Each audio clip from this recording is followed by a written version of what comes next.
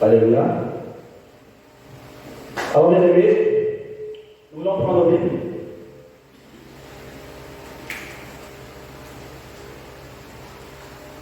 Quelqu'un met dans la lecture.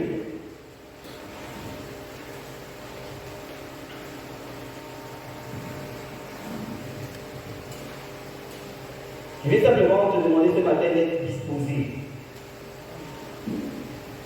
Je vais simplement te demander ce matin, d'être attentif. Ne sois pas ailleurs. Sois disposé. Le thème de ce matin de ce culte, c'est l'identité et l'héritage. Dis avec moi, Amen. L'identité et l'héritage.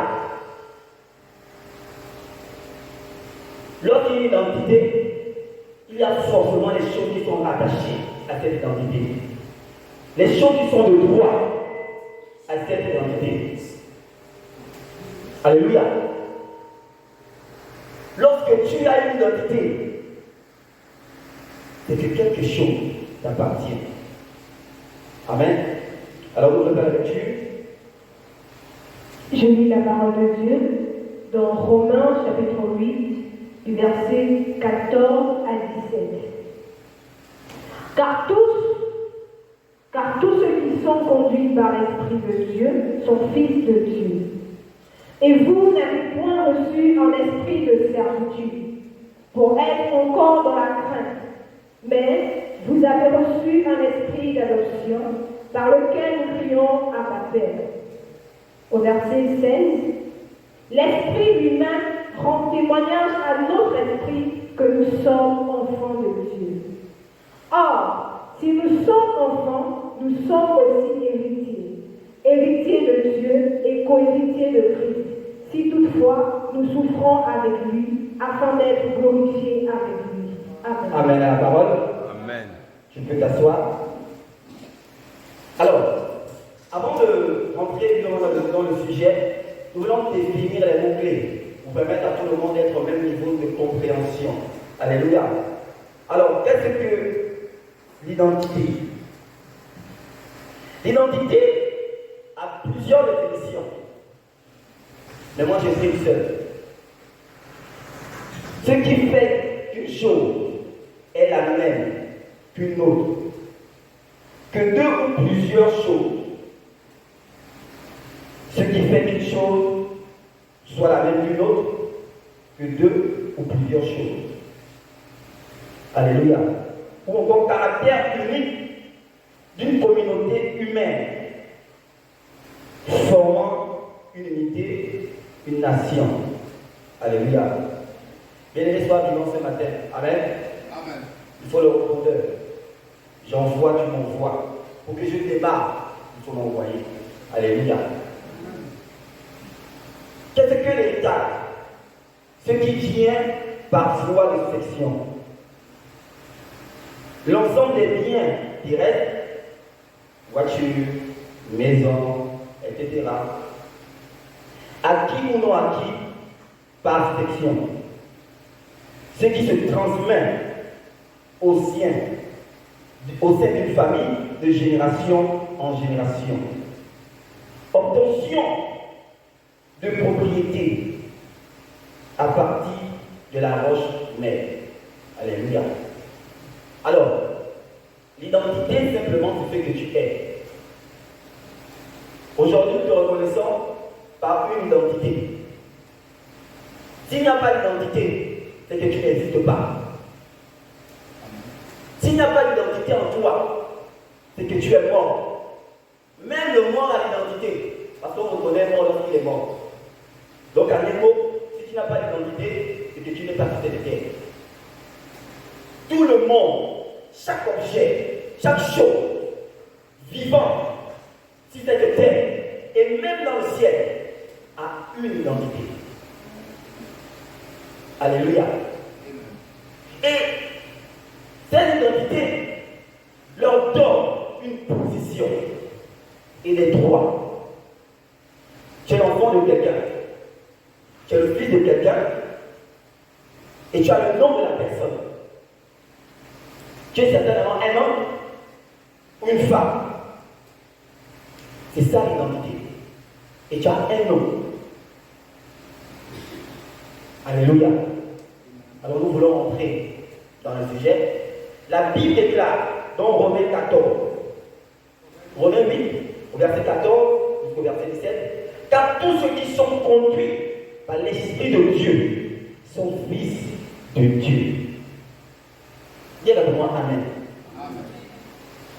En un mot, ceux qui ne sont pas conduits par l'Esprit de Dieu ne sont pas fils de Dieu. En fait, ils ne sont pas reconnus comme fils de Dieu. Tu peux avoir le titre, mais pas être reconnu. Or, ce qui fait en sorte que tu sois fils de Dieu, que tu as l'identité de Dieu, c'est parce que tu as reçu l'Esprit de Dieu et parce que tu as accepté d'être conduit par l'Esprit de Dieu. Il y a des gens qui ont reçu l'Éternel des armées, qui ont reçu Jésus-Christ de Nazareth, mais ils ne sont pas encore reconnus. Parce qu'ils ne sont pas conduits, ou encore inspirés, ou encore poussés par l'Esprit de Dieu. Alléluia. Bien-aimés, on dit les moutons marchent ensemble, ils n'ont pas tous le même prix. En fait, en d'autres termes, ils ne sont pas regardés de la même manière. Ils ne sont pas considérés de la même manière. Est-ce que tu es d'accord avec moi? Il y a des hommes et des hommes. Nous pouvons être dans une même maison, mais chacun a sa valeur, chacun a sa position. Même parmi les enfants dans une maison, chacun a sa position et chacun a son privilège. Alléluia. Or, Dieu, c'est le Dieu de l'équité. Normalement, ceux qui sont appelés fils de Dieu ont tous le même privilège à cause de leur identité en Christ. La Bible dit, car tous ceux qui sont conduits, on ne dit pas nés, on dit conduits, parce qu'il y a une étape de naître, d'accepter le Seigneur Jésus, et une étape de revêtir l'identité de Jésus. Beaucoup d'entre nous avons reçu Jésus, mais refusons de nous conformer. Refusons effectivement d'appartenir à Jésus. Et par conséquent, parce que tu refuses cette position, l'héritage, la faveur, les biens de cette position te sont aussi cachés. Pas interdits, mais cachés. Parce que lorsque tu vas prendre conscience que tu n'es pas n'importe qui, que lorsque tu es né de nouveau, vous connaissez qu'on appelle né de nouveau, avoir cru à l'évangile de Jésus dans son cœur, avoir reconnu le Seigneur Jésus par la foi de son cœur et par les mots de sa bouche, en acceptant comme Seigneur et Sauveur, dans sa vie. Et là, l'Éternel rentre dans nos vies, selon Apocalypse 3, verset 20, et il fait son œuvre. Et la Bible dit quelque chose de spécial. Je subirai avec vous, je partage avec vous un repas, en fait, ma vie. Je te donne ce qui est en moi et je me charge ce qui est en toi. Et ensemble, nous vivons. Alléluia. Ceux qui sont conduits par l'Esprit de Dieu, c'est ceux-là que l'Éternel appelle fils de Dieu. Beaucoup parmi nous luttons encore contre le monde. Beaucoup parmi nous gardons encore beaucoup de choses. Et l'Esprit de Dieu ne nous conduit pas. Lorsque quelqu'un est conduit par l'Esprit de Dieu, ça se voit. Il n'a pas besoin de venir montrer ça aux gens. Non. Je disais à un de mes frères que lorsqu'on a une position en Christ, c'est d'abord personnel. C'est d'abord dans l'intimité. Et lorsqu'on sort, c'est pas qu'on peut faire pour montrer aux gens. C'est parce que c'est la nature. C'est en nous et devant les gens qu'on se fait. Au verset 15. Et vous n'avez point reçu un esprit de servitude pour être encore dans la crainte. C'est chaud. Ce verset, je l'aime. Parce qu'avant, je ne comprenais pas. Donc, en fait, le Seigneur atteste que tous ceux qui ont accepté Jésus-Christ ont reçu l'Esprit de Dieu. Mais il y a des gens qui ont reçu l'Esprit de Dieu, qui sont encore dans l'esclavage. La servitude, c'est l'esclavage. C'est vivre dans l'esclavage. Lorsque tu es fils de Dieu, lorsque tu es identité, ton identité c'est fils de Dieu, en principe, tu dois plus vivre dans l'esclavage. L'esclavage du péché, l'esclavage de la mort, l'esclavage de tout ce qui n'est pas en fait normal qu'un enfant de Dieu doit vivre. De la maladie, des problèmes, des divisions, de la sorcellerie, des querelles, des critiques. Il y a des gens, ils sont fils de Dieu, ou encore je l'ai dit, je reviens, ils ont accepté Jésus, mais ils n'ont pas le pouvoir de maîtriser leur langue. Ils sont comme esclaves. Comme ça. Comme esclaves de l'amour. Même s'ils ne veulent pas, tellement que ça chauffe. Ça démarre. Et après, c'est encore qu'il c'est parce qu'il est encore esclave. Il n'est pas conduit par l'Esprit de Dieu. Parce que lorsqu'on est conduit par l'Esprit de Dieu, on maîtrise l'esclavage. On domine sur l'esclavage. Parce qu'on a vaincu l'esclavage. Alléluia. On a vaincu la mort. La mort, en d'autres termes, c'est toutes les choses qui nous ont menés autrefois en enfer. La paresse, le mensonge. Nous sommes encore dans l'esclavage. Or, nous avons reçu l'Esprit qui a triomphé du monde, qui a triomphé de l'enfer, qui a triomphé du péché. La Bible dit, et vous n'avez point reçu un esprit de servitude. Oh, l'Esprit de Dieu en toi, c'est ton identité.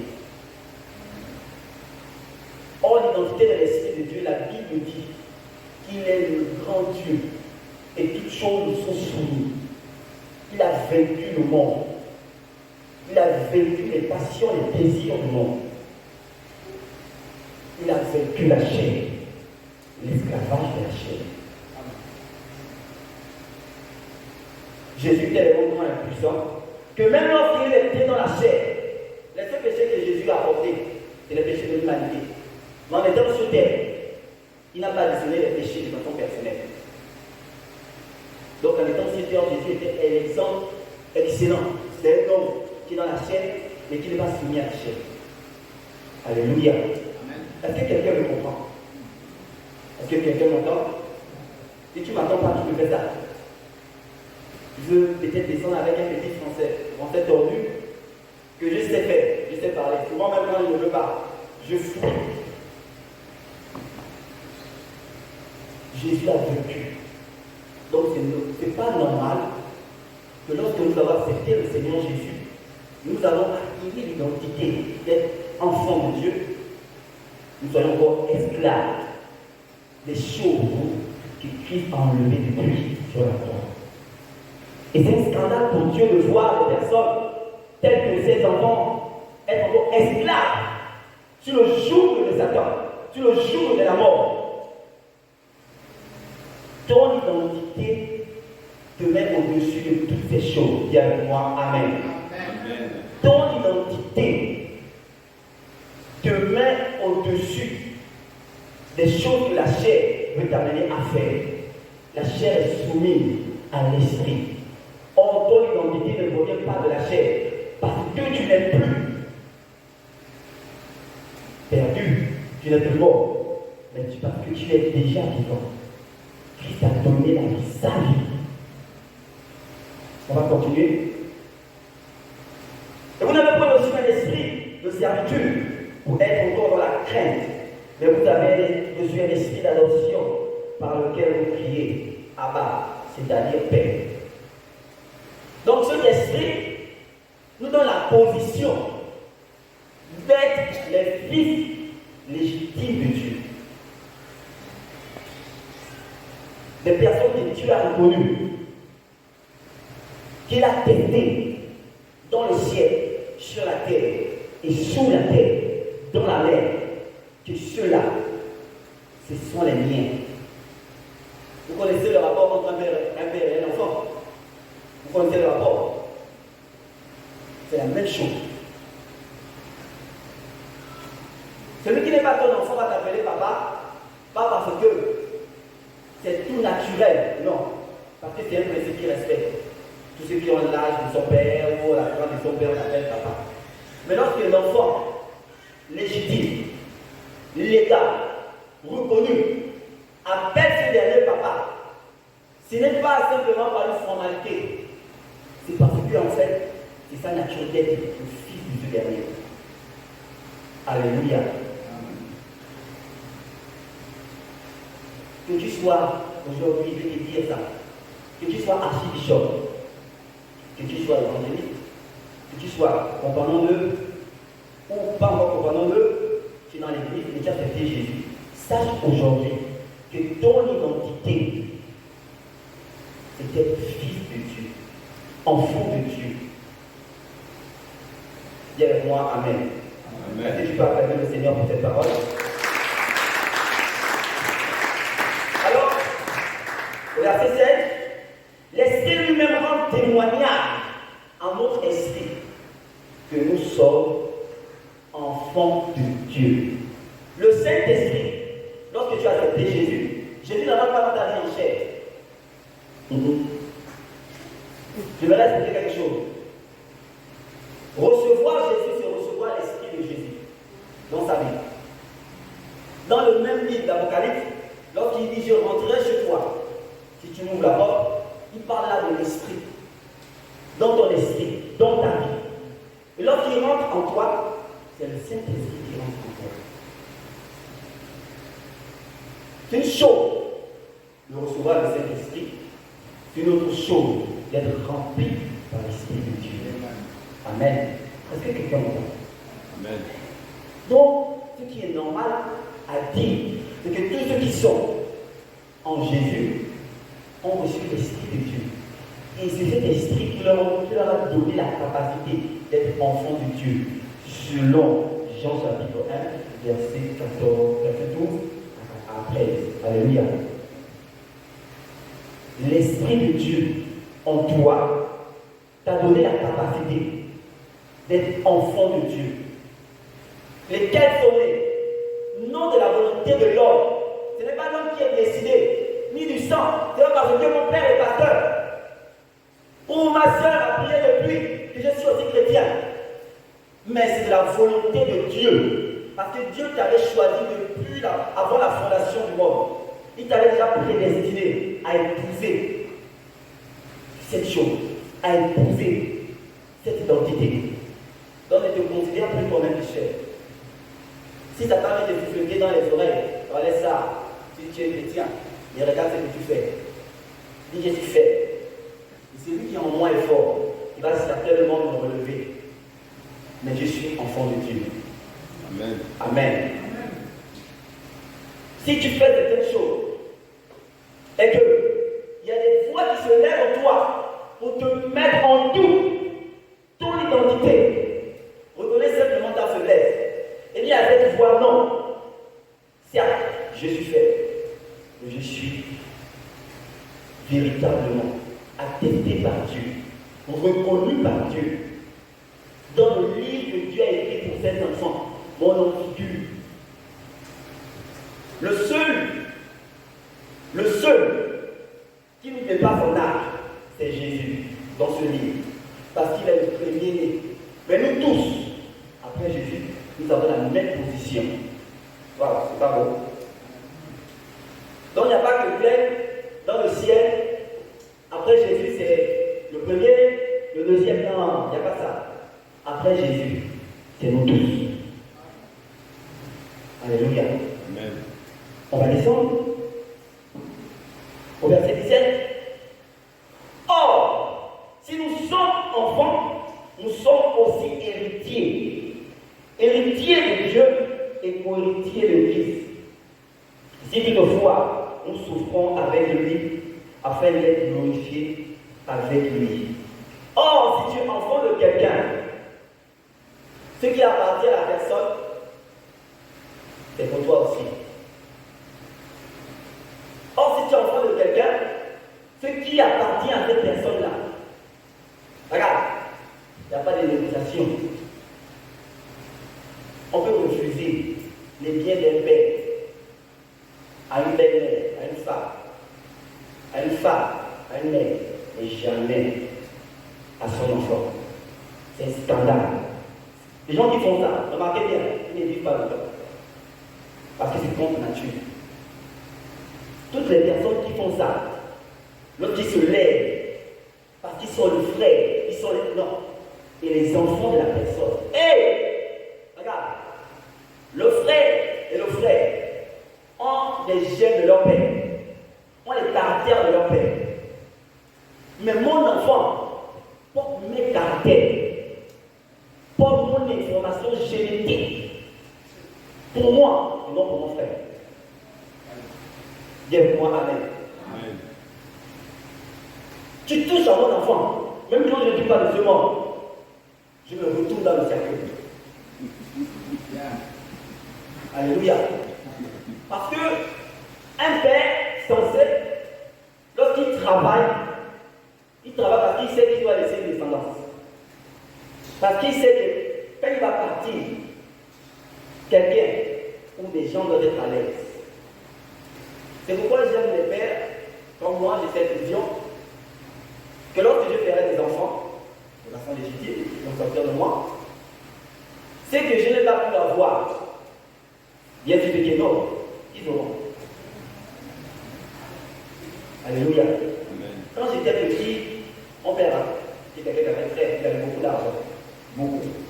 Beaucoup d'argent. Mais quand c'était le temps de la Noël, j'ai désiré certains cadeaux. Lorsque je voyais les enfants, les autres avoir ça, je me disais mal. Parce qu'il m'a apporté des suicides. Il m'a apporté des choses. En fait, non. Alors que les enfants des autres avaient des vélos, des gadgets, etc. Lorsqu'ils voyaient ça, j'en disais.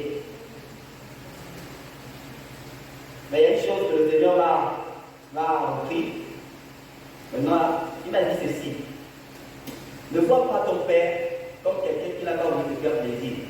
Ce qu'il t'a donné, c'est ce qu'il estimait contre toi. Alléluia. Même s'il y avait assez d'argent et qu'il te donnait ce bonbon, le bonbon là, le père a estimé que ça fera la joie de ça. Et c'est maintenant que j'ai appris compris ça. Amen.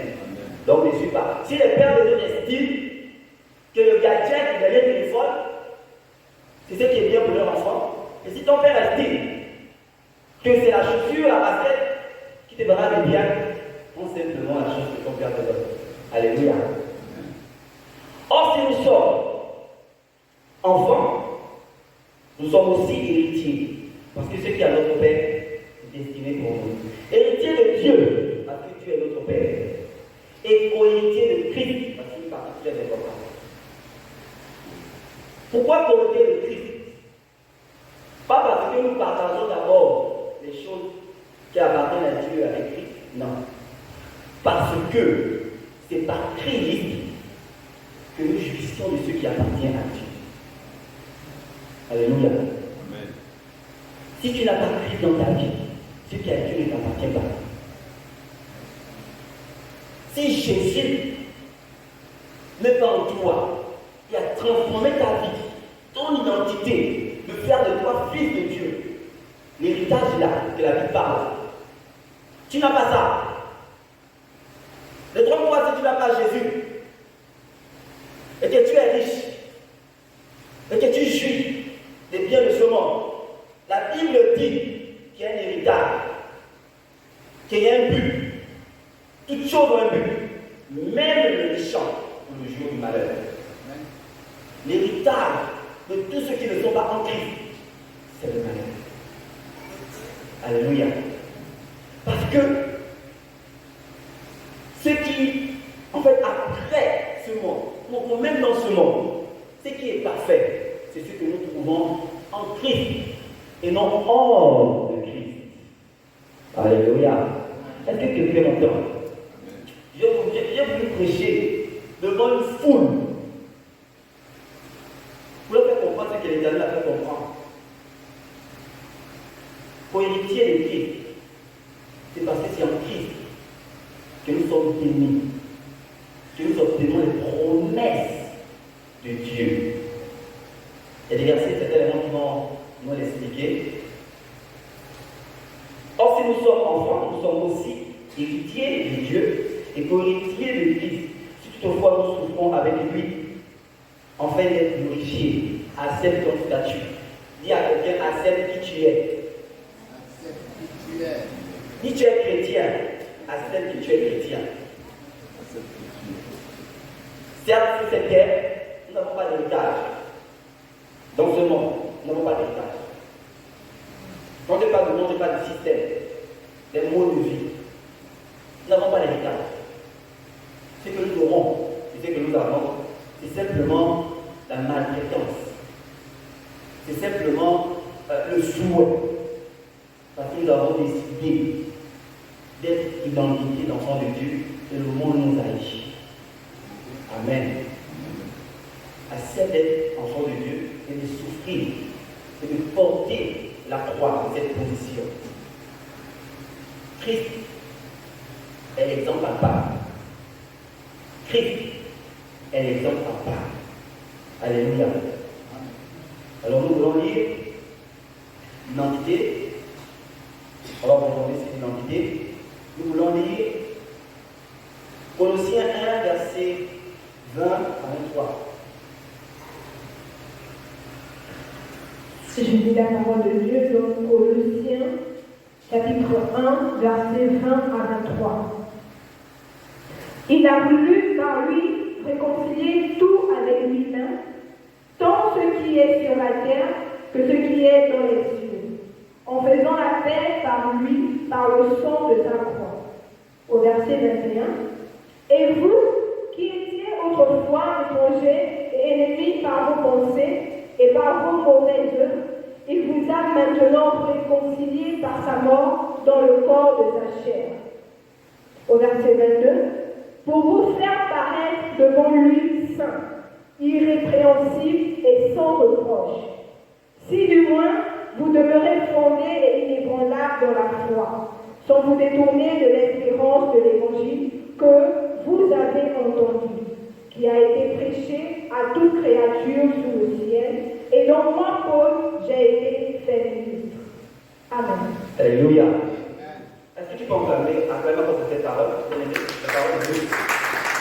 La Bible dit, au verset 20, il a voulu par lui tout réconcilier avec lui-même, tant ce qui est sur la terre que ce qui est dans les cieux, en faisant la paix par lui, par le sang de sa croix. On dit pas de la croix, non, de sa croix.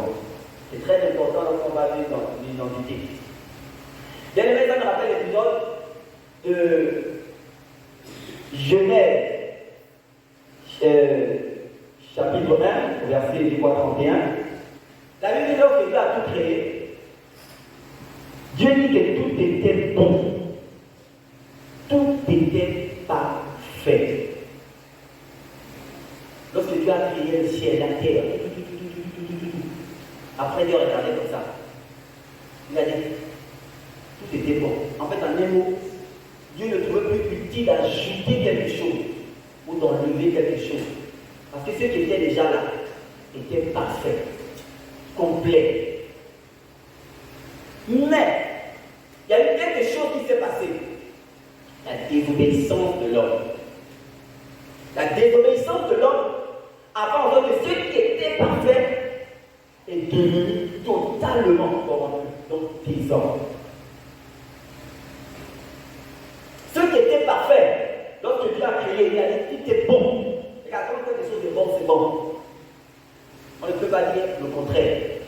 Mais lorsque l'homme a désobéi, l'homme a pris ce qui était bon là. Il a changé chacun de couleur. Si la couleur que Dieu avait créée, c'était une couleur, autant pour moi, on pouvait l'attaquer comme une couleur. Si elle était bleue, lorsque l'homme a désobéi, elle est devenue rouge.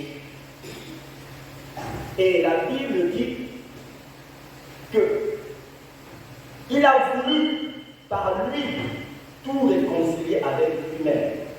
Pourquoi par lui? Parce que lorsque tout a été gaspillé, tout a été détruit, il fallait quelqu'un de plus parfait que parfait. Et hormis Dieu, il n'avait personne. Alléluia. C'est parce que si je disais un ange, insuffisant. Un esprit quelconque, insuffisant. Un homme, encore insuffisant. Un animal, comme ça se faisait autrefois, très insuffisant. Et lorsque Dieu a regardé, il a dit, mais la vérité c'est que si pour réconcilier les choses et pour que ces choses-là reviennent parfaites, comme c'était autrefois, il va falloir que moi-même, je descende. Parce que je suis parfait, totalement parfait. Lorsque je viendrai réconcilier, les choses seront devenues parfaites exactement, sinon plus même. Donne-moi un amen pour cette parole. Dieu n'a pas regardé un ange parce que ce n'était pas important. C'était dangereux pour nous. Si c'était un homme qui venait ou un ange, Dieu considère l'homme que tu es, l'homme que je suis. Et pour descendre lui-même, le parfait des parfaits, pour venir réconcilier ce qui était détruit. Parce qu'avant que ça soit détruit, c'était parfait. Et pour rendre ça parfait, ou encore plus parfait, il fallait un parfait, absolu. Vous connaissez l'absolu, non? Ce qui est complet. Et il n'y a qu'un seul qui est complet. C'est Jésus-Christ de Nazareth. Amen. Et nous pouvons l'applaudir. Et il fallait que le parfait vienne réconcilier ce qui est dans le ciel, doit ramener les choses parfaitement à son image, et ce qui est sur la terre, ramener les choses aussi parfaitement à son image. Par quoi? Par sa mission, par le sang du parfait. Il fallait que le sang du ciel soit versé pour que toutes choses soient purifiées et qu'il ne reste plus en des choses un nombre de péchés. Alléluia. Alors, au verset 21, et vous qui étiez autrefois étrangers et ennemis par vos pensées et par vos mauvaises œuvres, il vous a maintenant réconciliés par la mort dans le corps de sa chair. Le Seigneur savait que pour venir sauver l'homme qui était autrefois ennemi de Dieu, parce qu'avant que Dieu ne vienne, avant que l'Éternel des armées ne vienne, donner sa vie, nous étions ennemis de Dieu. Par nos pensées, parce que nous pensons que le mal, il y a encore des hommes qui sont comme ça, parce qu'ils n'ont pas encore rencontré Christ. Voilà. Nous sommes ténèbres, parce que nous appartenons au monde de Satan. Nous étions des esclaves de Satan. Un esclave, c'est celui qui fait la volonté de son maître. Alors lorsque tu fais la volonté de Satan, c'est que tu combats les plans de Dieu. Et par conséquent, tu es ennemi. Tu es étranger. Et il fallait que l'Éternel vienne. Pourquoi? Dans sa chair, parce que c'est la chair effectivement qui incarnait le péché. Il fallait vaincre le péché sur son territoire. Le Seigneur savait que s'il restait dans le ciel, certainement les choses n'allaient pas être parfaites. Mais il fallait faire les choses dans la règle de l'art. Porter l'enveloppe du péché, vaincre le péché dans cette enveloppe et donner le sang purificateur, le sang parfait, pour que nous soyons effectivement maintenant appelés fils de Dieu, réconciliés avec Dieu. Nous qui étions autrefois à la naissance d'Adam, étrangers, par le sang du parfait, nous sommes devenus maintenant parfaits devant Dieu. Saints. Je veux m'adresser de le dire. Par le sang de Christ, la Bible dit que nous sommes saints et irréprochables devant Dieu. Ça veut dire que lorsque Dieu te regarde, bien aimé, tu es pur à cause de Jésus, à cause du sang de Jésus et l'identité de Christ qui est en toi, qui fait de toi ce que tu es. Amen. Est-ce que quelqu'un m'entend? Amen. La Bible dit au verset 22,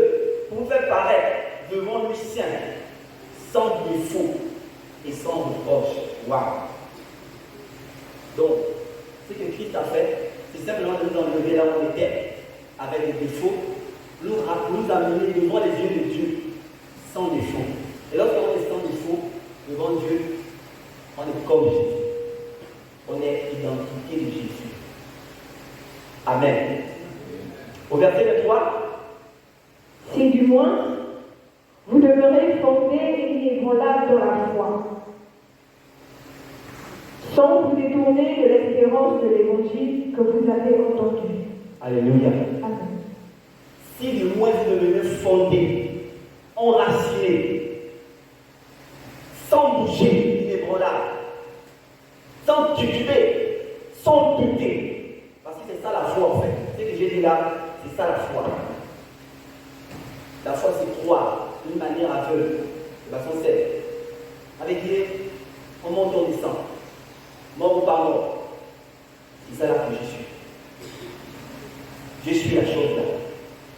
C'est ça là qui j'atteste. La parole de Dieu. Or, la parole de Dieu, l'évangile de Dieu, c'est Jésus. La Bible dit, je suis la parole. Donc, si nous avons foi en Jésus, nous attestons, parce que lorsque nous acceptons Jésus dans notre vie, nous portons l'identité, en fait, nous attestons cet évangile. Si nous restons enracinés à ça, à ce que nous avons cru, oui, nous avons cette foi, nous sommes sans reproche pour les voilà à Dieu. Oui, verset 23, tu peux reprendre. Si du moins, vous demeurez fondés et inébranlables dans la foi, sans vous détourner de l'espérance de l'évangile que vous avez entendu, qui a été prêché à toute créature sous le ciel. Et au moment où j'ai été fait. Alléluia. L'évangile a une espérance. Lorsque tu as reçu la parole, et même lorsque tu as reçu Jésus, tu as comme conviction, tu as dans ton cœur l'assurance que les choses t'attendent. Tu espères. Et si tu crois pour ça, sans te détourner, parce que croire en ça, c'est aussi respecter les principes de ceux qui s'imposent. Ne pas retourner aux religieux, ne pas faire certaines choses, rester, se consacrer à Dieu et se sanctifier pour Dieu. Alléluia. Alors, Corinthiens 5, 17 à 18.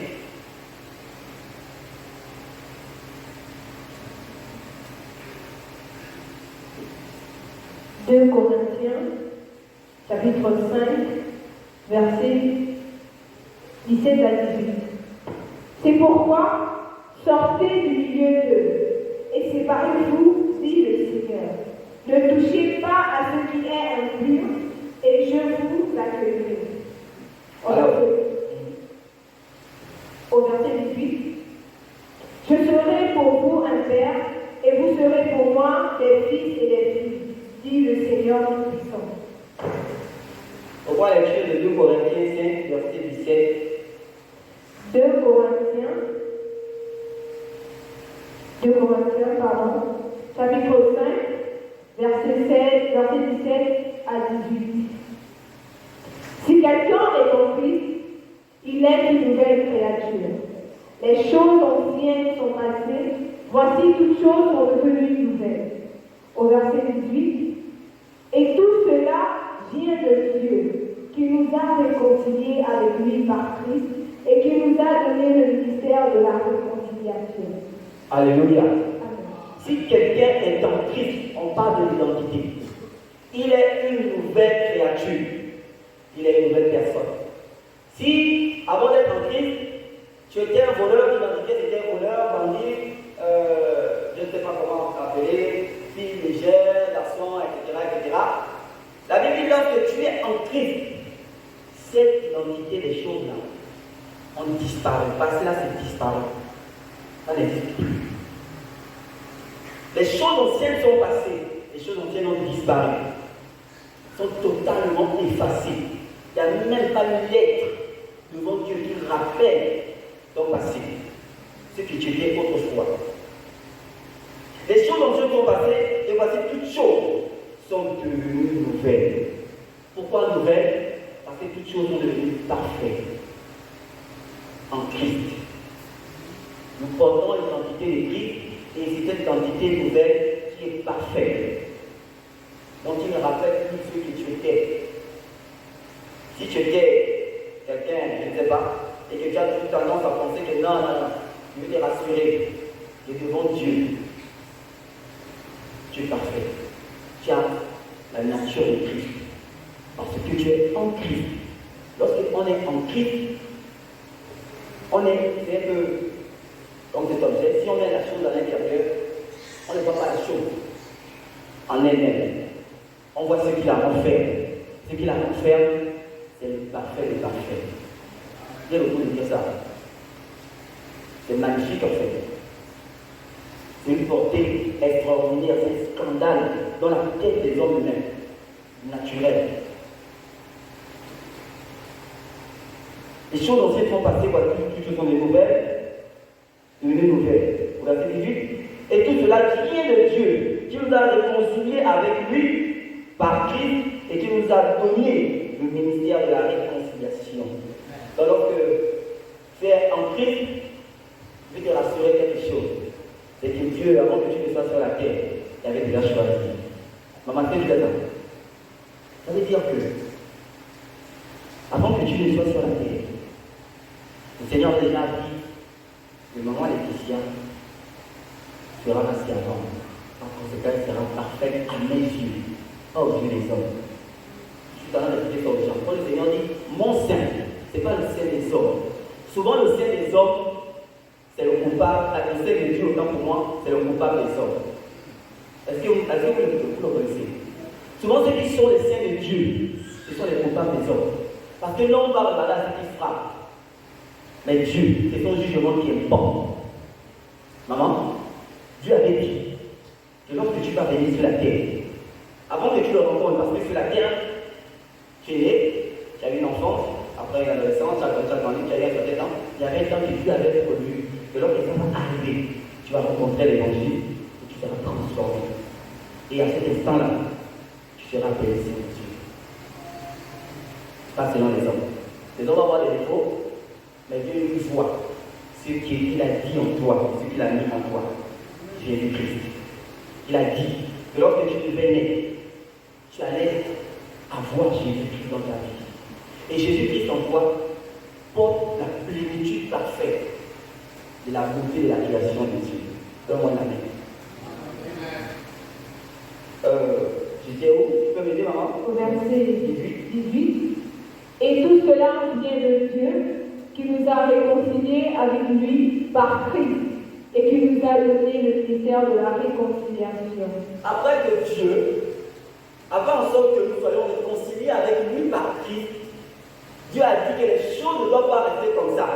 Il va falloir que toi, en ayant cette nature, tu dois contaminer ça. Tu dois continuer. C'est pourquoi, lorsque tu es chrétienne, arrête de faire ce qui n'est pas digne d'un enfant de Dieu. Au lieu d'apporter la paix, c'est toi qui apportes la division. Au lieu d'apporter le confort, le courage, c'est toi qui veux mettre le doute. Au lieu de comprendre ton frère ou ta soeur qui est dans une situation, c'est toi qui viens condamner. C'est toi qui viens juger. Le seul juge des hommes, c'est Jésus et Jésus seul.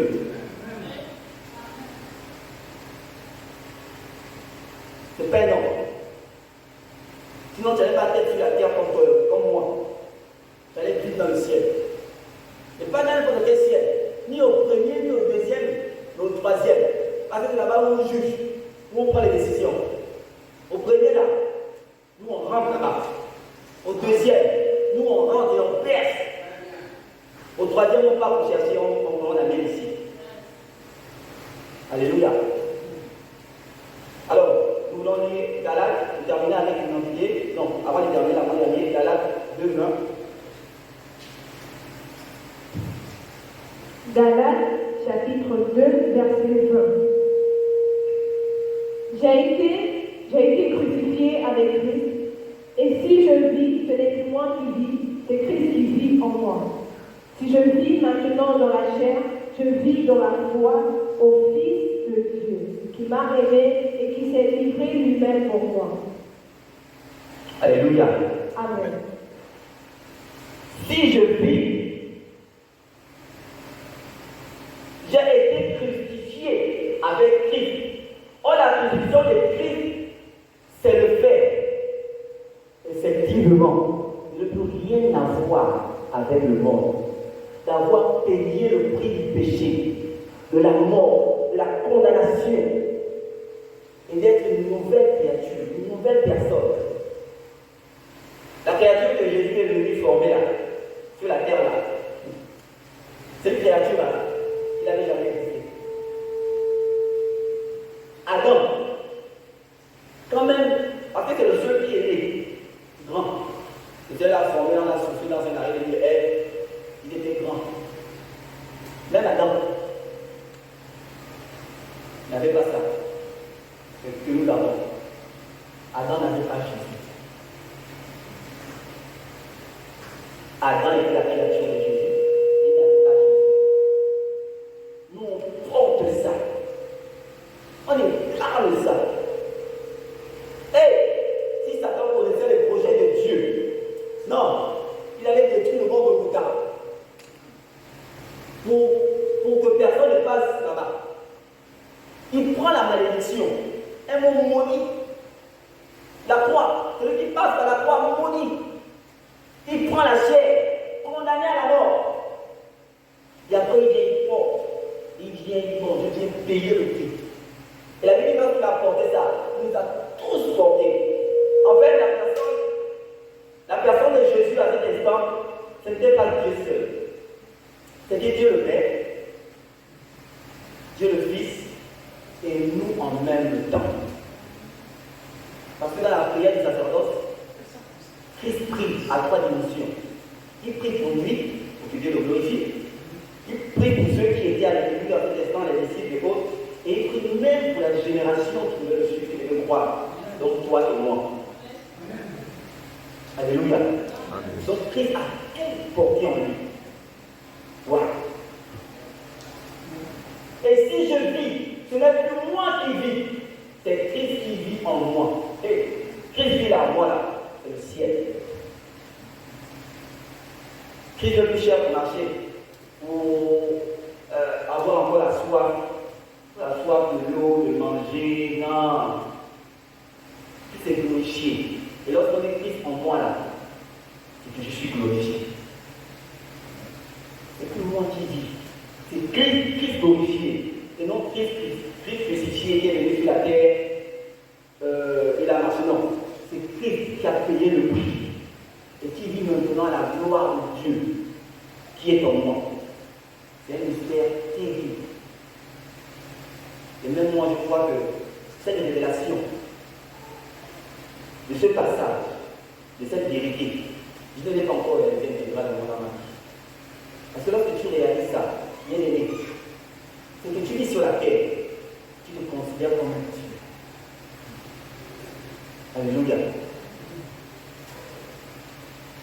Je vis maintenant dans la chair, je vis dans la foi au Fils de Dieu qui m'a aimé et qui s'est livré lui-même pour moi.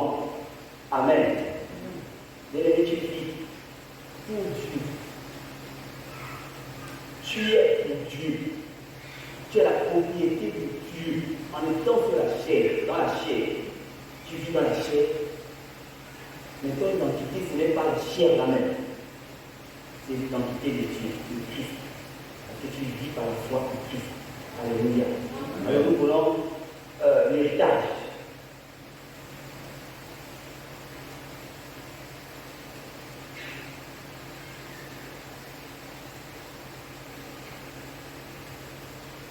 Genèse 22, 18, l'héritage. Avant de commencer, souvent quand on parle de l'héritage, nous avons l'image de ce fils, comme vous avez commencé, qui a part au bien de son père, donc plusieurs biens, maisons, et nous voyons Dieu, comme ce Dieu-là qui appartient, à qui appartient l'or et l'argent, à qui appartient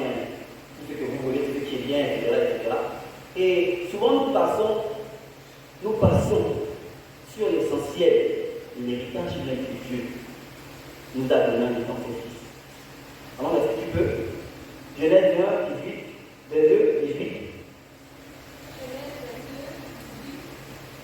Toutes les nations de la terre seront unies en ta prospérité, parce que tu as obéi à ma voix. Alléluia. La Bible dit toutes les nations de la terre seront bénies en ta et non par ta. L'importance du véritable héritage. Pas par ta, en ta. Parce que par ta là, c'est que les gens viennent et ils font. En ta là, c'est que les gens, quelqu'un vient et c'est en lui là qu'on acquit les choses. Est-ce que quelqu'un me comprend? Est-ce que quelqu'un me comprend? En ta là, c'est pas que quelqu'un vient et il dort. Non, c'est que quelqu'un vient et c'est en lui là qu'on prend. Je vais expliquer ça d'une manière, mais je crois que vous avez compris. La génération, la prospérité que Dieu parlait à Abraham, c'était Jésus-Christ. Dis avec moi Amen. Ce n'était pas l'argent. Ce n'était pas travailler, être ministre ou quoi. C'était Christ. Parce que nous allons comprendre que tout l'héritage de Dieu sont en Christ. Argent là, c'est, on va dire, quand on déportait Christ là, c'est tellement loin, c'est tellement minable même. Donc ce que nous n'avons pas en Christ. Donc j'en ai encore de redire que notre héritage, que nous n'avons pas, c'est Jésus et Jésus seul. Si quelqu'un n'a pas Jésus, il ne peut pas bénéficier de la promesse que Dieu a dit à Abraham. C'est impossible. Parce que la promesse que Dieu donne à Abraham se rattache en Jésus.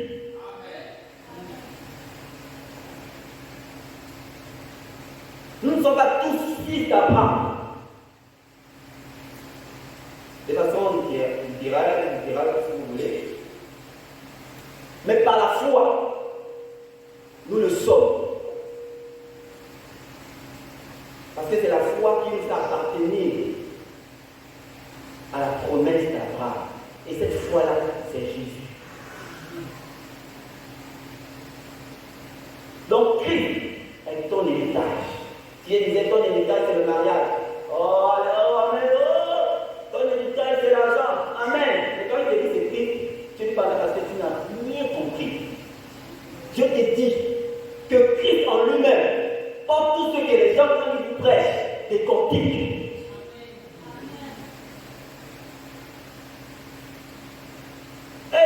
Jésus est grand. Jean chapitre 3, verset 7, un verset que tout le monde a. Car Dieu a donc aimé le monde, qu'il a donné son Fils unique, afin que quiconque croit en lui ne périsse point, mais qu'il ait la vie éternelle. L'un des héritages que Dieu a donné, c'est la vie éternelle. Mais la vie éternelle, c'est en Jésus que nous l'avons. Amen. Donc, pour que les promesses de Dieu soient effectives pour les hommes, Dieu, dans sa splendeur sagesse, a dit non.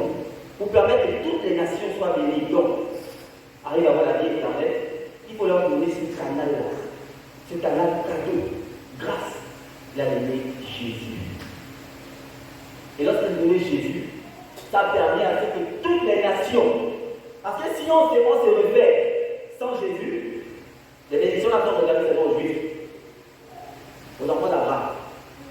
Mais Dieu a étendu la vision, parce qu'il est tellement grand. Et il faut que toute la terre bénéficie de ceux qu'il a créés, de ceux qui appartiennent autant pour moi. Et il fallait mettre celui qui rend ça possible, celui qui est plus grand que la terre, qui peut contenir toutes les nations. Et c'est par Jésus qu'on devient fils de Dieu, ou encore fils d'Abraham, selon la foi. Amen. Et lorsque Jésus est là, nous pourrons avoir la vie éternelle. Promesse faite par Dieu, héritage de Dieu pour ceux qui l'appartiennent, mais en Jésus. On va descendre. Ézéchiel 44, verset 28. Voici l'héritage qu'ils auront, c'est moi qui serai leur héritage. Vous ne leur donnerez point de possession en Israël, je serai leur possession. Alléluia.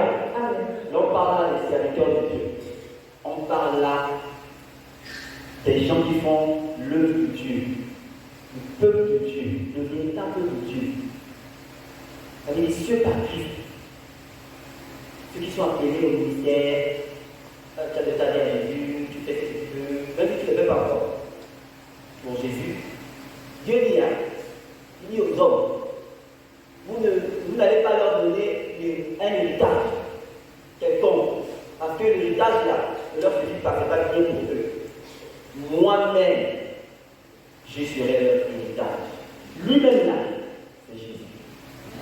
Dis avec moi Amen. Amen. Il dit, mais c'est moi les choses que vous parlez de la terre, du monde là.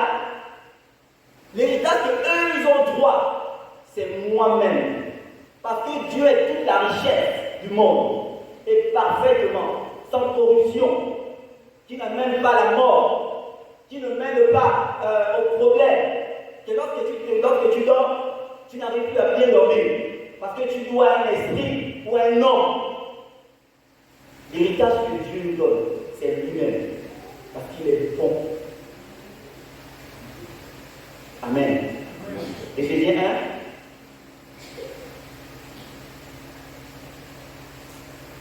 C'est un peu long, donc simplement.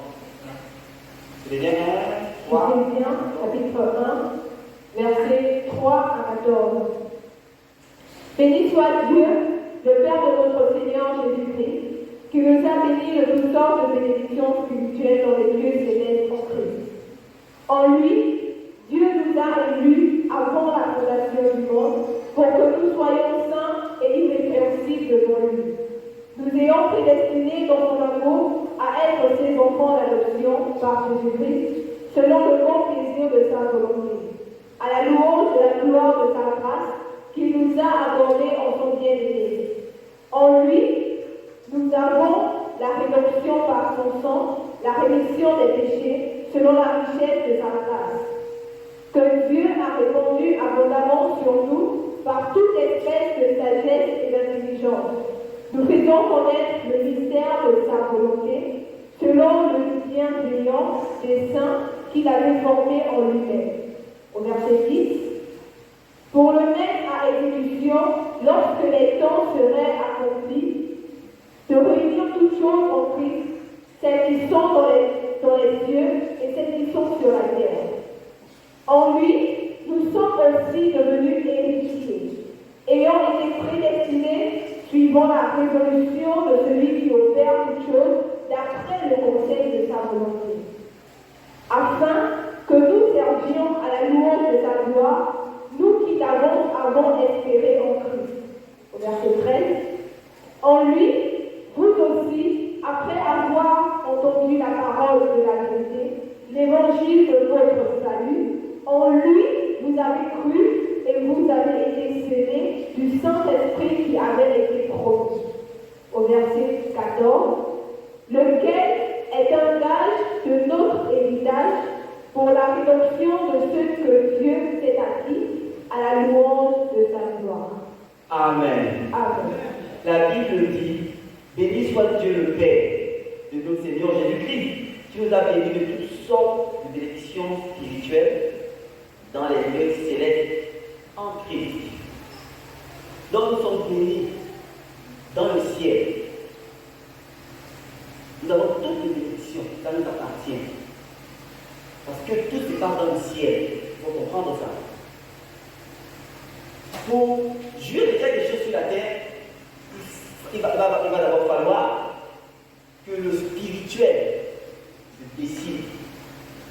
Les choses soient relâchées dans le spirituel et sur la terre, nous jugions de cela. Dis avec moi, Amen. Amen. Et Dieu, sachant cela, qu'est-ce que Dieu fait? Il a pris toutes les bénédictions là, parce que tout est spirituel. Il a dit, bon, les lieux là, nous a donné, ça nous appartient. Et il a fait en Christ, c'est en Jésus que nous l'avons. Donc si on enlève Jésus, si quelqu'un enlève Jésus, dans les promesses, dans les bénédictions de Dieu, et bien il n'est pas béni. Il ne sera jamais béni, selon le plan de Dieu. Peut-être selon les démons, selon les hommes, les bénédictions limitées et qui ont un destin, une destinée catastrophique et de malheur. Parce que quand on te bénit, tu vas encore en demander. Dieu, quand il te bénit, il te bénit abondamment. Ça ne finit jamais. Et pour nous montrer que ça ne finit jamais là, même sur terre, après sur terre, lorsqu'on monte encore dans le ciel, pour vivre maintenant de façon éternelle, avec un nouveau corps, il y a encore les promesses qui vont s'accomplir. La vie éternelle, la couronne de vie, le trône, juger les anges, diriger l'habitation du palais de Dieu. Et ça ne va jamais finir. Il y avait comment ça ne va jamais finir. Les missions de Dieu n'ont jamais de fin, n'arrivent jamais à l'épuisement. Et parce que c'est en Christ. La Bible dit, dans les célestes, en lui Dieu nous a élus avant la fondation du monde, pour que nous soyons saints, irréprochables devant lui. Donc avant que l'évangéliste arrive, ne soit dans le monde, sur la terre, Dieu avait déjà décidé. La décision de Dieu. Quand il choisit là, Dieu avait décidé que voici, en lui Dieu a élu, avant la fondation du monde, Dieu avait décidé que l'évangéliste arrive à part. Il est élu à part à ses bénédictions. Et l'évangéliste arrive devant les yeux de Dieu, parce qu'il n'arrête pas devant les bénédictions. Il fait aussi que l'évangéliste arrive, que lorsqu'il regarde l'évangéliste arrive, à cause de son fils Jésus, l'évangéliste arrive est toujours devant Dieu. Il est irréprochable. C'est pourquoi maintenant, lorsque nous jugeons les dons de Dieu, c'est même les païens, ils ne nous connaissent pas. Parlez de vous. Vous ne nous connaissez pas. Parce que devant Dieu, nous sommes irrépréhensibles. Mais devant vous, nous sommes vos bêtes noires. La lumière jaillira. Dis avec moi, Amen. Il nous a prédestinés dans son amour à être ses enfants adoptifs par Jésus, toujours par Jésus. Dans le plan de Dieu là, Dieu lui-même est là. S'il s'enlève, c'est qu'il est imparfait. Quand il n'était pas dedans, on amenait les bœufs, les moutons, il fallait encore venir après chaque année. C'était fatigant. Ceux-là, ils ont participé à ce qu'aujourd'hui, les vaches, les moutons, les bœufs sont en stade de manquement dans le monde. Parce que c'était trop. Une personne avait droit à un sacrifice d'animal. Mon Dieu, si ça continuait, il devait avoir véritablement un dérangement de la nature. Parce que ces bêtes-là sont là, c'est pour nous faire du bien sur la terre. Parce qu'ils envoient certaines choses pour nourrir notre corps. Alléluia. Et c'était insuffisant. Donc Dieu a dit non, il faut payer une fois pour tout. Donc moi-même, Jésus-Christ, il a prédestiné. Il a décidé. Il a dit d'avance que la chose là, que celui-là va arriver à ce point. On va aller dire, selon son plaisir et sa volonté. Dieu fait les choses par son plaisir et sa volonté. C'est lui-même qui décide. Ce n'est pas un homme qui décide. Continue maman la lecture. Selon son plaisir et sa volonté. Verset 6.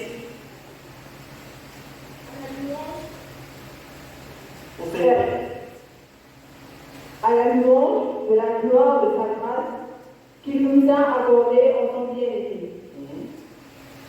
En lui, nous avons la rédemption par son sang, la rémission des péchés selon la richesse de sa grâce.